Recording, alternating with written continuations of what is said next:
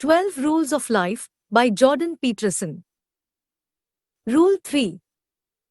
Make friends with people who want the best for you. The old hometown.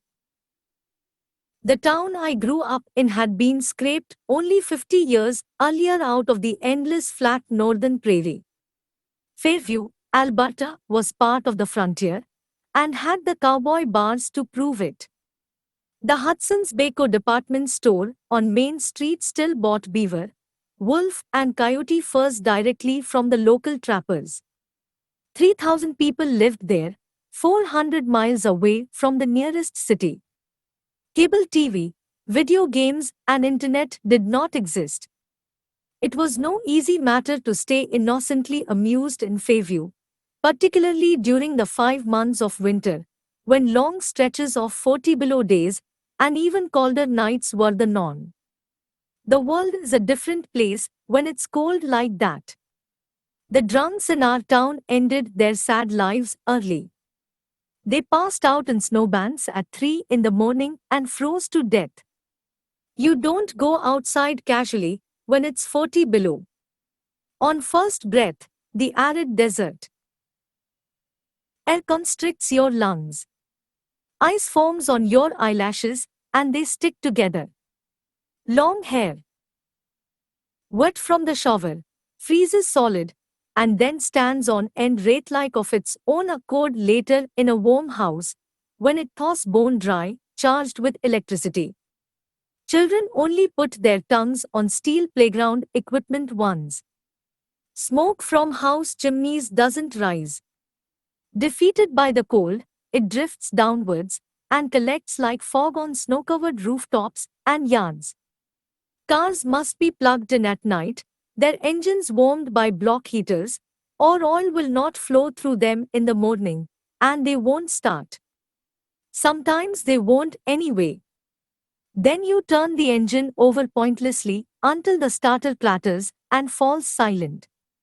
Then you remove the frozen battery from the car, loosening bolts with stiffening fingers in the intense cold, and bring it into the house. It sits there, sweating for hours, until it warms enough to hold a decent charge. You are not going to see out of the back window of your car, either. It frosts over in November and stays that way until May. Scraping it off just dampens the upholstery. Then it's frozen, too. Late one night going to visit a friend, I sat for 2 hours on the edge of the passenger seat in a 19 Dodge Challenger, jammed up against the stick shift, using a vodka-soaked rack to keep the inside of the front windshield clear in front of the driver, because the car heater had quit. Stopping wasn't an option. There was nowhere to stop. And it was hell on house cats. Felines in Fairview had short ears and tails because they had lost the tips of both to frostbite. They came to resemble Arctic foxes, which evolved those features to deal proactively with the intense cold. One day our cat got outside and no one noticed. We found him, later, fur frozen fast to the cold hard backdoor cement steps where he sat. We carefully separated cat from concrete, with no lasting damage, except to his pride. Fairview cats were also at great risk in the winter from cars, but not for the reasons you think. It wasn't automobiles sliding on icy roads and running them over. Only loser cats died that way. It was cars parked immediately after being driven that were dangerous. A frigid cat might think highly of climbing up under such a vehicle and sitting on its still-worn engine block. But what if the driver decided to use the car again, before the engine cooled down and cat departed? Let's just say that heat-seeking house pets and rapidly rotating radiator fans do not coexist happily. Because we were so far north, the bitterly cold winters were also very dark. By December, the sun didn't rise until 9:30 a.m. We trudged to school in the pitch black. It wasn't much lighter when we walked home, just before the early sunset. There wasn't much for young people to do in Fairview, even in the summer. But the winters were wars. Then your friends mattered.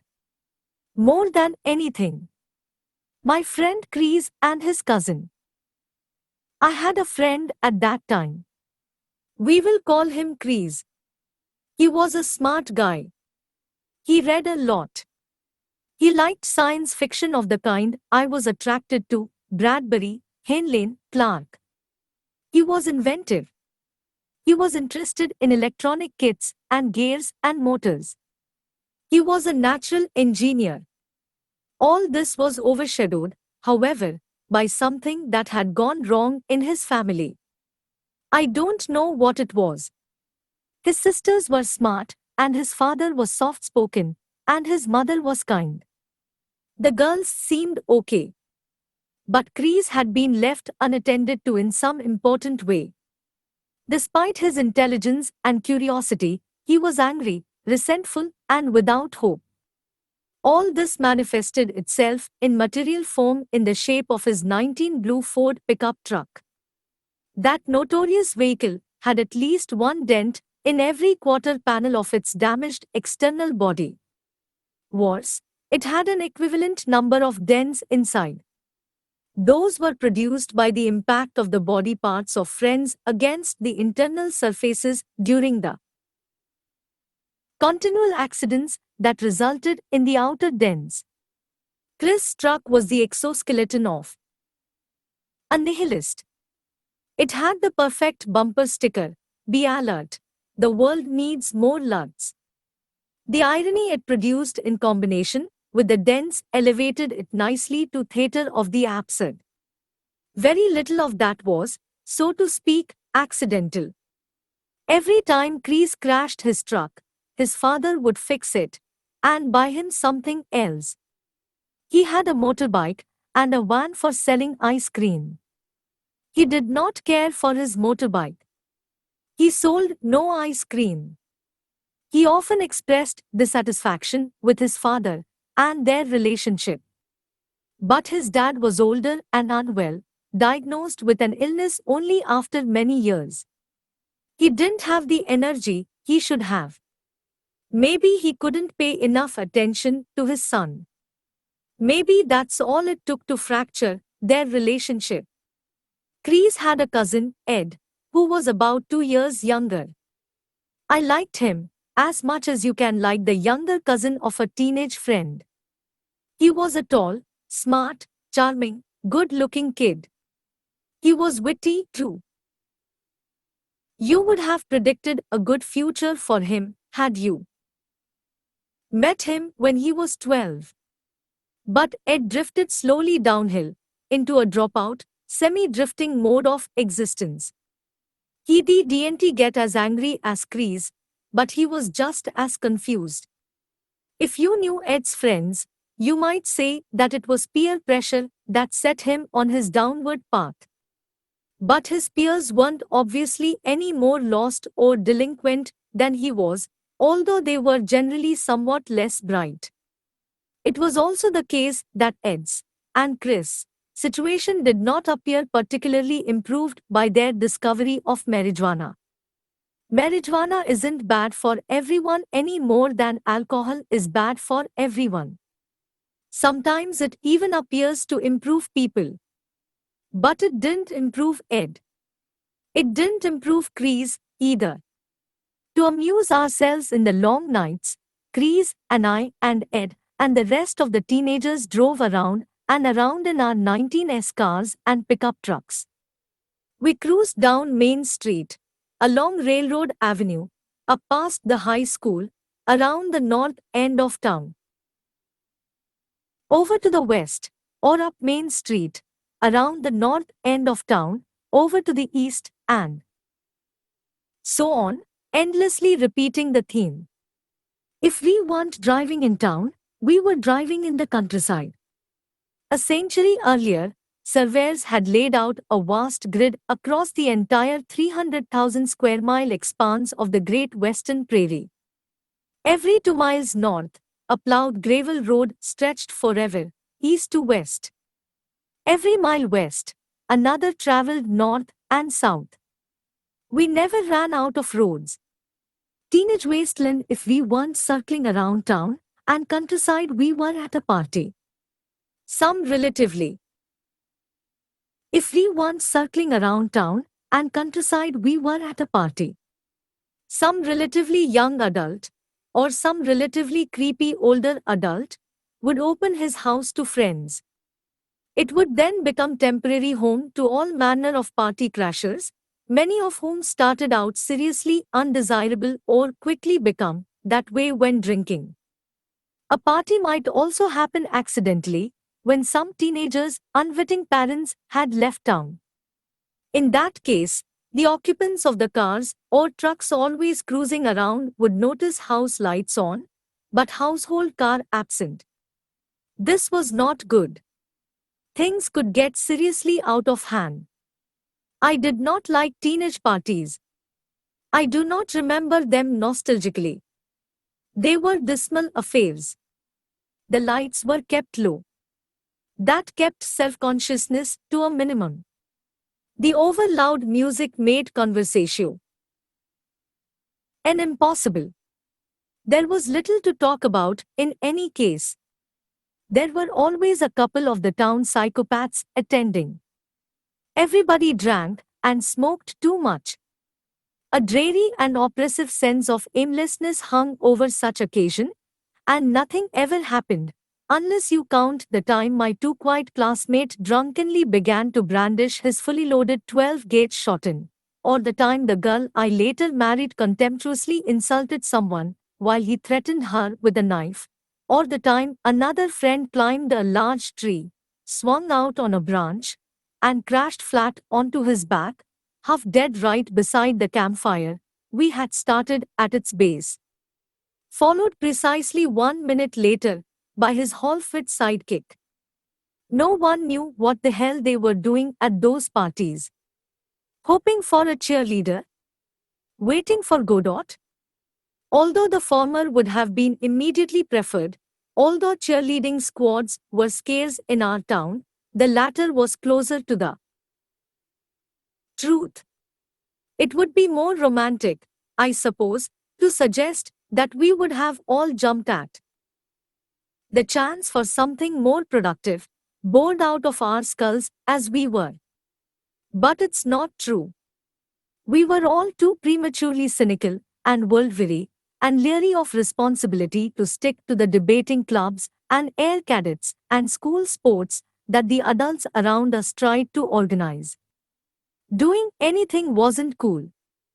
I don't know what teenage life was like before the revolutionaries of the late 60s advised everyone young to tune in, turn on, and drop out. Was it okay for a teenager to belong wholeheartedly to a club in 1955? Because it certainly wasn't 20 years later. Plenty of us turned on and dropped out. But not so many tuned in. I wanted to be elsewhere. I wasn't the only one. Everyone who eventually left the Fairview I grew up in knew they were leaving by the age of 12. I knew. My wife, who grew up with me on the street our families shared, knew. The friends I had who did and didn't leave also knew, regardless of which track they were on. There was an unspoken expectation in the families of those who were college-bound that such a thing was a matter of course. For those from less educated families, a future that included university was simply not part of the conceptual realm. It wasn't for lack of money, either. Tuition for advanced education was very low at that time, and jobs in Alberta were plentiful and high-paying. I earned more money in 1980 working at a plywood mill than I would again doing anything else for 20 years. No one missed out on university because of financial need in Aldrich, Alberta in the 19s. Some different friends, and some more of the same in high school. After my first group of cronies had all dropped out, I made friends with a couple of newcomers. They came to Fairview as boarders. There was no school after ninth grade in their even more remote and aptly named hometown, Bear Canyon. They were an ambitious duo, comparatively speaking, straightforward and reliable, but also cool and very amusing. When I left town to attend Grand Prairie Regional College, 90 miles away, one of them became my roommate.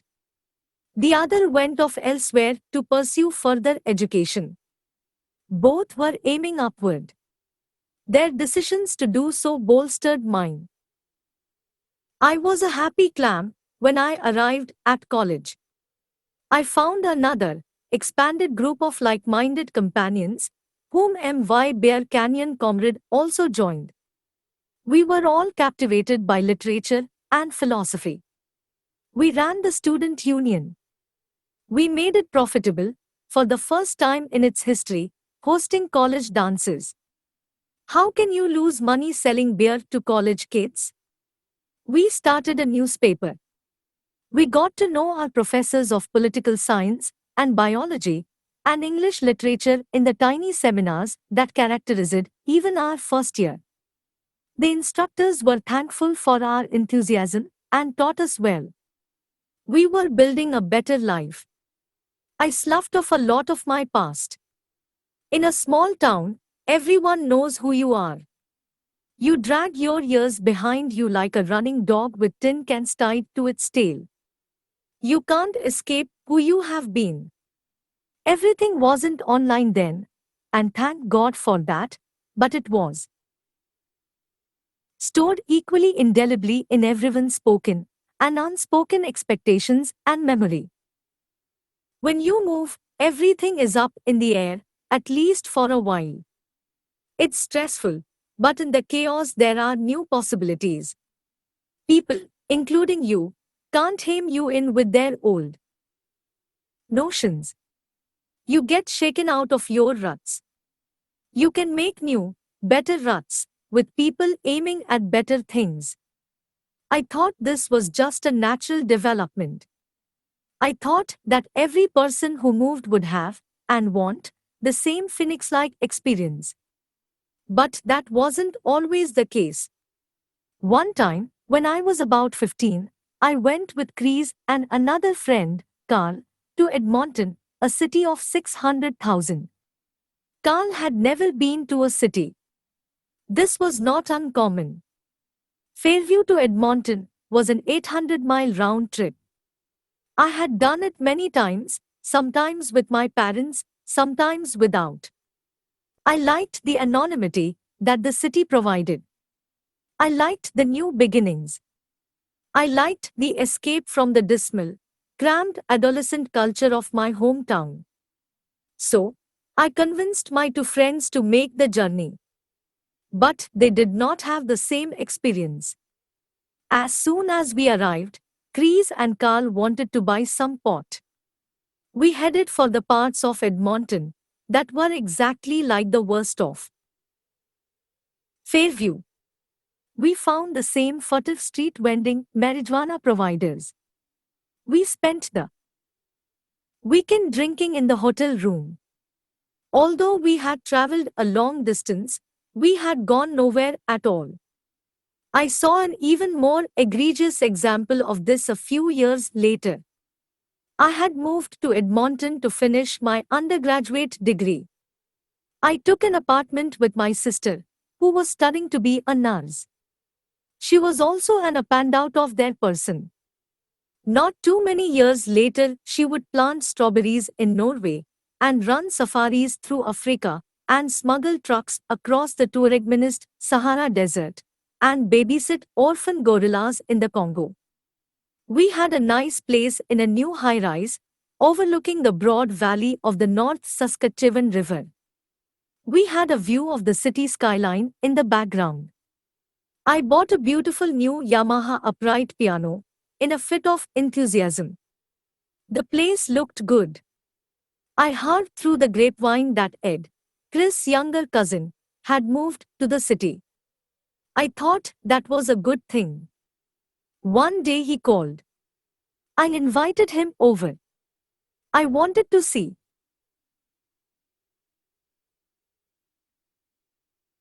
how he was faring. I hoped he was achieving some of the potential I once saw in him. That is not what happened. Ed showed up, older, balder, and stooped. He was a lot more not doing so well young adult, and a lot less youthful possibility. His eyes were the telltale red slits of the practiced stoner. Ed had taken some job, lawn mowing and casual landscaping, which would have been fine for a part-time university student or for someone who could not do better but which was wretchedly low-end as a career for an intelligent person. He was accompanied by a friend. It was his friend, I really remember. He was spaced. He was baked. He was stoned out of his gourd. His head and our nice, civilized apartment did not easily occupy the same universe. My sister was there. She knew Ed. She would seen this sort of thing before. But I still wasn't happy that Ed had brought this character into our place. Ed sat down. His friend sat down, too, although it wasn't clear he noticed. It was tragicomedy. Stoned as he was, Ed still had the sense to be embarrassed. We sipped our beer. Ed's friend looked upwards. My particles are scattered all over the ceiling, he managed. Truer words were never spoken. I took Ed aside and told him politely that he had to leave. I said that he shouldn't have brought his useless bastard of a companion. He nodded. He understood. That made it even worse. His older cousin Chris wrote me a letter much later about such things. I included it in my first book, Maps of Meaning, The Architecture of Belief, published in 1999. I had friends, he said. Before. Anyone with enough self-contempt that they could forgive me mine. What was it that made Chris and Carl and Ed unable, or, worse, perhaps, unwilling, to move or to change their friendships and improve the circumstances of their lives? Was it inevitable, a consequence of their own limitations, nascent illnesses, and traumas of the past? After all, people vary significantly, in ways that seem both structural and deterministic. People differ in intelligence, which is in large part the ability to learn and transform. People have very different personalities as well. Some are active and some passive. Others are anxious or calm. For every individual driven to achieve, there is another who is indolent. The degree to which these differences are immutably part and parcel of someone is greater than an optimist might presume or desire. And then there is illness, mental and physical, diagnosed or invisible, further limiting or shaping our lives. Chris had a psychotic break in his 30s, after flirting with insanity for many years. Not long afterward, he committed suicide. Did his heavy marijuana use play a magnifying role, or was it understandable self-medication? Use of physician-prescribed drugs for pain has, after all, decreased in marijuana-legal states such as Colorado. Maybe the pot made things better for Chris, not worse.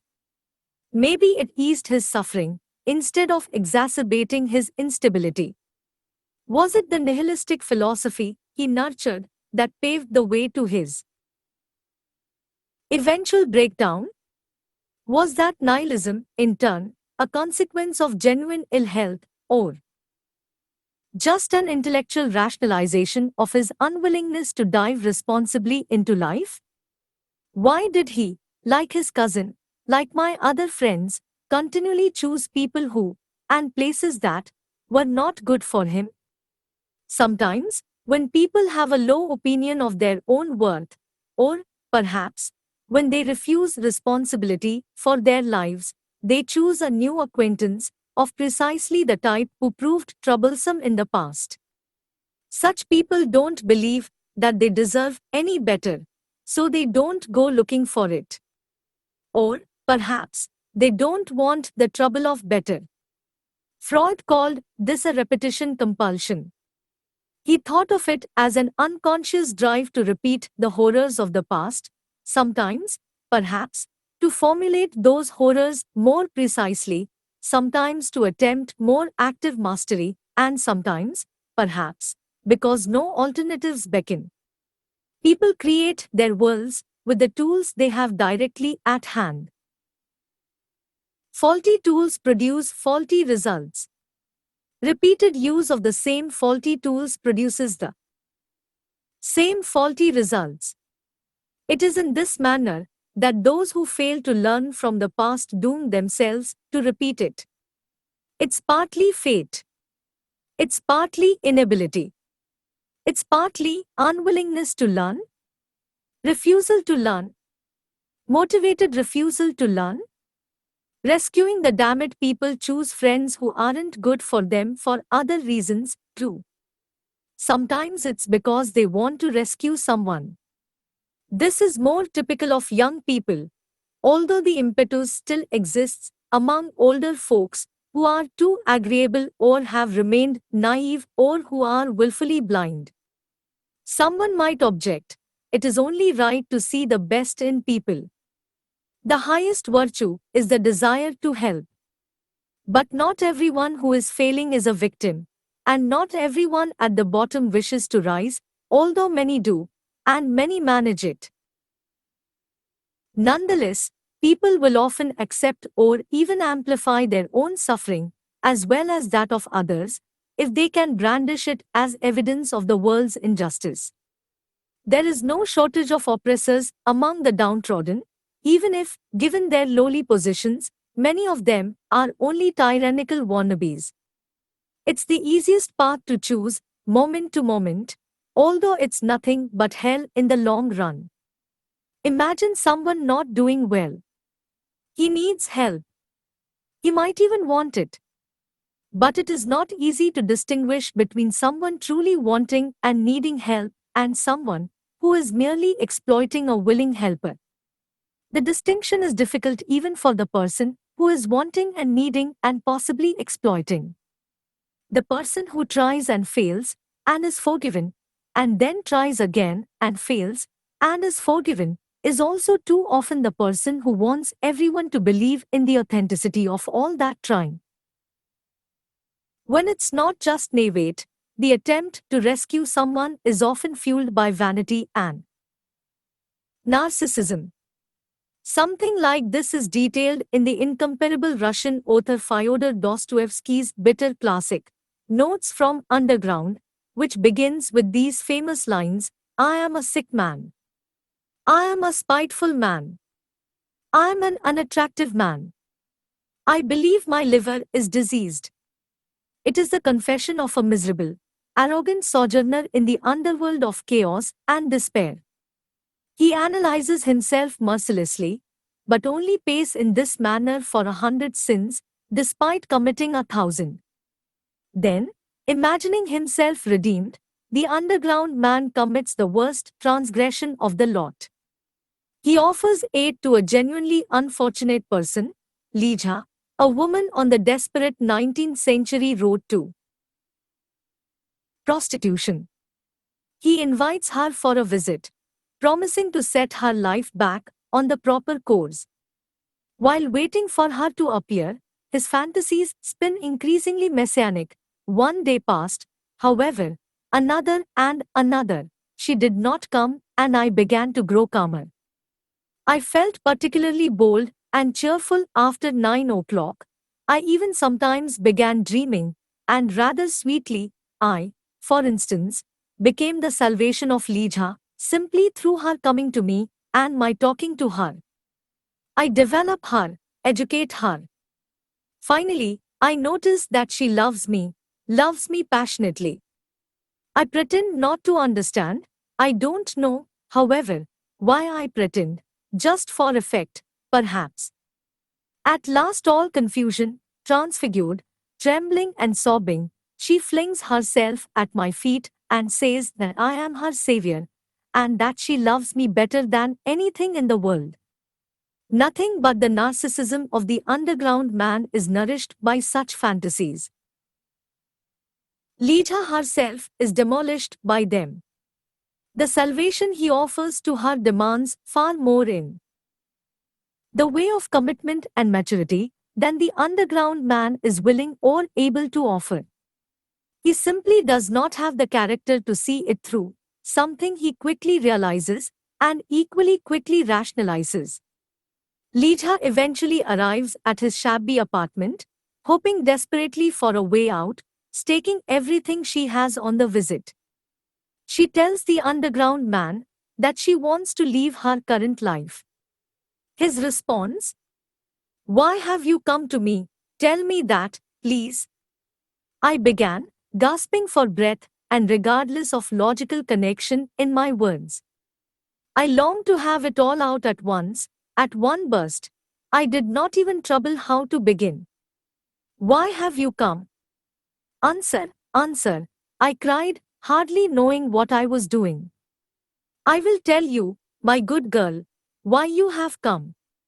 You have come because I talked sentimental stuff to you then. So now you are soft as butter and longing for fine sentiments again. So you may as well know that I was laughing at you then. And I am laughing at you now. Why are you shuddering?" Yes, I was laughing at you. I had been insulted just before, at dinner, by the fellows who came that evening before me.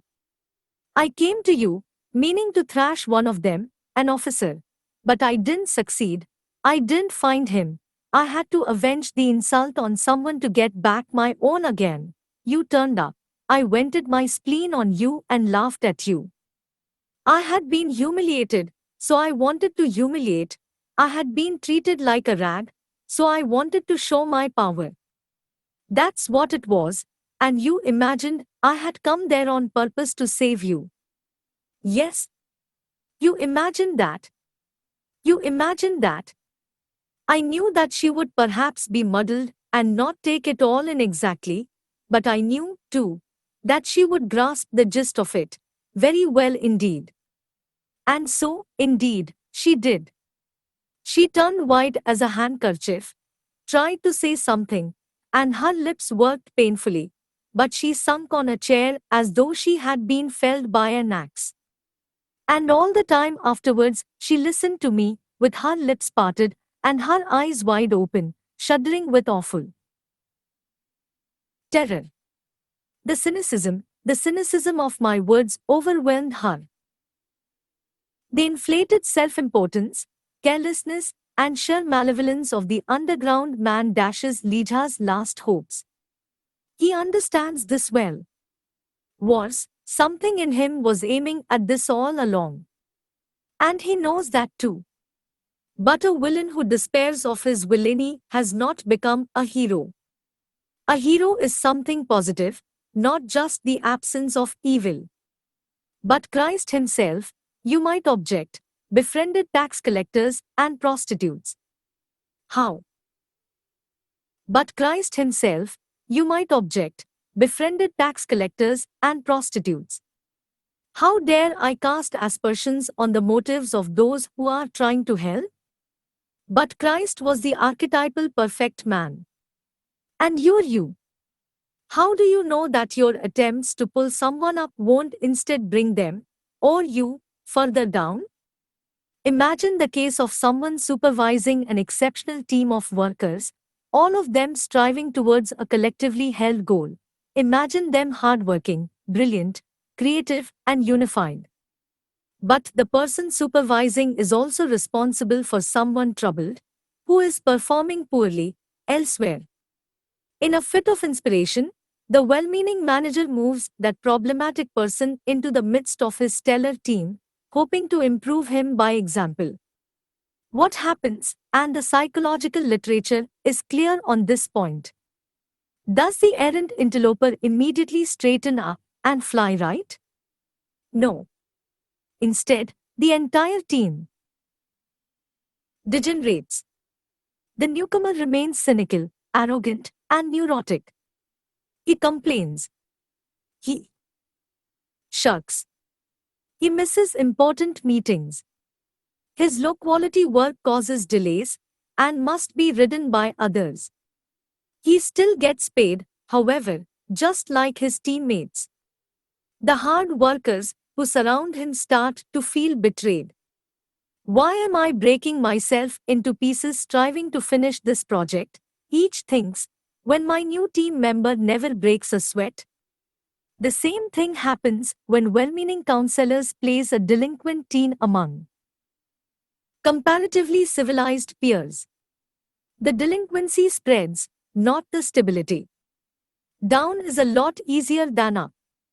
Maybe you are saving someone because you are a strong, generous, well put together person who wants to do the right thing. But it's also possible, and perhaps more likely, that you just want to draw attention to your inexhaustible reserves of compassion and goodwill. Or maybe you are saving someone because you want to convince yourself that the strength of your character is more than just a side effect of your luck and birthplace. Or maybe it's because it's easier to look virtuous when standing alongside someone utterly irresponsible. Assume first that you are doing the easiest thing and not the most difficult. Your ragging alcoholism makes my binge drinking appear trivial. My long serious talks with you about your badly failing marriage convince both of us that you are doing everything possible and that I am helping you to my utmost. It looks like effort. It looks like progress. But real improvement would require far more from both of you. Are you so sure the person crying out to be saved has not decided 1,000 times to accept his lot of pointless and worsening suffering simply because it is easier than shouldering any true responsibility? Are you enabling a delusion? Is it possible that your contempt would be more salutary than your pity? Or maybe you have no plan, genuine or otherwise, to rescue anybody. You are associating with people who are bad for you not because it's better for anyone, but because it's easier. You know it. Your friends know it. You are all bound by an implicit contract, one aimed at nihilism and failure and suffering of the stupidest sort. You have all decided to sacrifice the future to the present. You don't talk about it. You don't all get together and say, let's take the easier path. Let's indulge in whatever the moment might bring. And let's agree, further, not to call each other on it. That way, we can more easily forget what we are doing. You don't mention any of that. But you all know what's really going on. Before you help someone, you should find out why that person is in trouble. You shouldn't merely assume that he or she is a noble victim of unjust circumstances and exploitation. It's the most unlikely explanation, not the most probable. In my experience, clinical and otherwise, it's just never been that simple. Besides, if you buy the story that everything terrible just happened on its own, with no personal responsibility on the part of the victim, you deny that person all agency in the past, and, by implication, in the present and future as well. In this manner, you strip him or her of all power. It is far more likely that a given individual has just decided to reject the path upward because of its difficulty. Perhaps that should even be your default assumption when faced with such a situation. That's too harsh, you think. You might be right. Maybe that's a step too far. But consider this, failure is easy to understand. No explanation for its existence is required. In the same manner, fear, hatred, addiction, promiscuity, betrayal, and deception require no explanation. It's not the existence of vice or the indulgence in it that requires explanation. Vice is easy. Failure is easy too. It's easier not to shoulder a burden. It's easier not to think, and not to do, and not to care. It's easier to put off until tomorrow what needs to be done today, and drown the upcoming months and years in today's cheap pleasures. As the infamous father of the Simpson clan puts it, immediately. Prior to downing a jar of mayonnaise and vodka, that's a problem for future Homer. Man, I don't envy that guy. How do I know that your suffering is not the demand of martyrdom for my resources, so that you can also momentarily stave off the inevitable? Maybe you have even moved beyond caring about the impending collapse, but don't yet want to admit it. Maybe my help won't rectify anything, can't rectify anything, but it does keep that too terrible, too personal realization temporarily at bay. Maybe your misery is a demand placed on me so that I fail too, so that the gap you so painfully feel between us can be reduced, while you degenerate and sink. How do I know that you would refuse to play such a game? How do I know that I am not myself merely pretending to be responsible, while pointlessly helping you, so that I don't have to do something truly difficult and genuinely possible? Maybe your misery is the weapon you brandish in your hatred for those who rose upward while you waited and sunk. Maybe your misery is your attempt to prove the world's injustice, instead of the evidence of your own sin, your own missing of the mark, your conscious refusal to strive and to live. Maybe your willingness to suffer in failure is inexhaustible, given what you use that suffering to prove. Maybe it's your revenge on being. How exactly should I befriend you when you are in such a place? How exactly could I? Success, that's the mystery. Virtue, that's what's inexplicable. To fail, you merely have to cultivate a few bad habits. You just have to bide your time. And once someone has spent enough time cultivating bad habits and biding their time, they are much diminished. Much of what they could have been has dissipated, and much of the less that they have become is now real. Things fall apart of their own accord, but the sins of men speed their degeneration. And then comes the flood. I'm not saying that there is no hope of redemption, but it is much harder to extract someone from a chasm than to lift him from a ditch. And some chasms are very deep. And there is not much left of the body at the bottom. Maybe I should at least wait to help you until it's clear that you want to be helped. Carl Rogers, the famous humanistic psychologist, believed it was impossible to start a therapeutic relationship if the person seeking help did not want to improve. Rogers believed it was impossible to convince someone to change for the better. The desire to improve was, instead, the precondition for progress. I have had court-mandated psychotherapy clients. They did not want my help. They were forced to seek it. It did not work. It was a travesty. If I stay in an unhealthy relationship with you, perhaps it's because I'm too weak-willed and indecisive to leave, but I don't want to know it. Thus, I continue helping you and console myself with my pointless martyrdom. Maybe I can then conclude about myself, someone that's self-sacrificing, that willing to help someone, that has to be a good person. Not so. It might be just a person trying to look good pretending to solve what appears to be a difficult problem instead of actually being good and addressing something real. Maybe instead of continuing our friendship, I should just go off somewhere, get my act together, and lead by example. And none of this is a justification for abandoning those in real need to pursue your narrow, blind ambition, in case it has to be said. A reciprocal arrangement here is something to consider. If you have a friend whose friendship you wouldn't recommend to your sister, or your father, or your son, why would you have such a friend for yourself?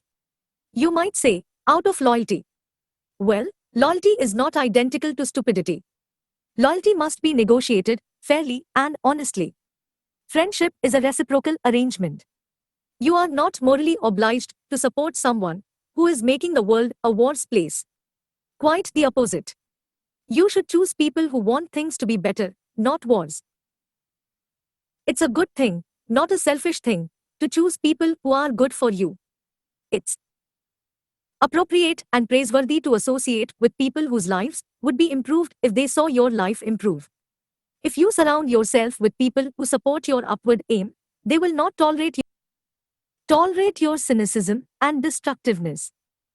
They will instead encourage you when you do good for yourself and others and punish you carefully when you do not. This will help bolster your resolve to do what you should do in the most appropriate and careful manner. People who are not aiming up will do the opposite. They will offer a former smoker a cigarette and a former alcoholic a beer. They will become jealous when you succeed or do something pristine. They will withdraw their presence or support or actively punish you for it. They will override your accomplishment with a past action, real or imaginary, of their own. Maybe they are trying to test you, to see if your resolve is real, to see if you are genuine. But mostly they are dragging you down because your new improvements cast their faults in an even dimmer light. It is for this reason that every good example is a fateful challenge, and every hero, a judge. Michelangelo's great perfect marble David cries out to its observer, "You could be more than you are." When you dare aspire upward, you reveal the inadequacy of the present and the promise of the future. Then you disturb others in the depths of their souls, where they understand that their cynicism and immobility are unjustifiable. You play able to their cane.